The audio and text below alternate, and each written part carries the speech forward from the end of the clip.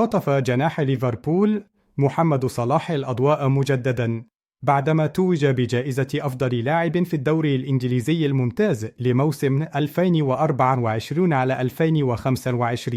ليؤكد أنه لا يزال في القمة رغم المنافسة الشرسة وتقدمه في السن.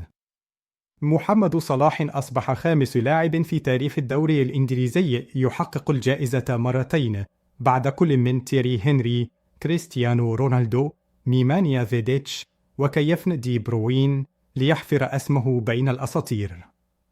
الفرعون المصري سبق له الفوز بنفس الجائزة في موسم 2017-2018، لكنه عاد ليحصدها بعد موسم استثنائي قاد فيه ليفربول للتتويج بلقب الدوري الإنجليزي الممتاز للمرة الثانية في تاريخه.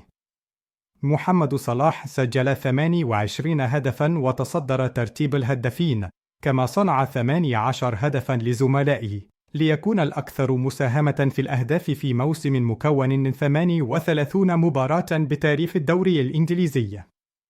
بفضل هذا الإنجاز، تفوق محمد صلاح على أسماء كبيرة في سباق الجائزة، أبرزهم زملاؤه في ليفربول فيرجيل فان دايت وريان جيرافنبيرخ، إلى جانب ديكلان رايس، ألكسندر إيزاك ومورجان جيبس وايت. صوت الجمهور وخبراء الكرة لصالح محمد صلاح ليضعوا حدا لهيمنة لاعبي مانشستر سيتي على الجائزة، والتي استمرت 5 مواسم متتالية، وهم روبن دياز، كيفن دي بروين مرتين، إيرلينغ هالاند، فيل فودين. محمد صلاح صاحب 23 عاماً تجاوز سيرجيو أودويرو وأصبح الهداف التاريخي للاعبين الأجانب في الدوري الإنجليزي الممتاز، ورفع رصيده إلى 185 هدفاً في المسابقة، محتلاً المركز الخامس في الترتيب التاريخي للهدافين.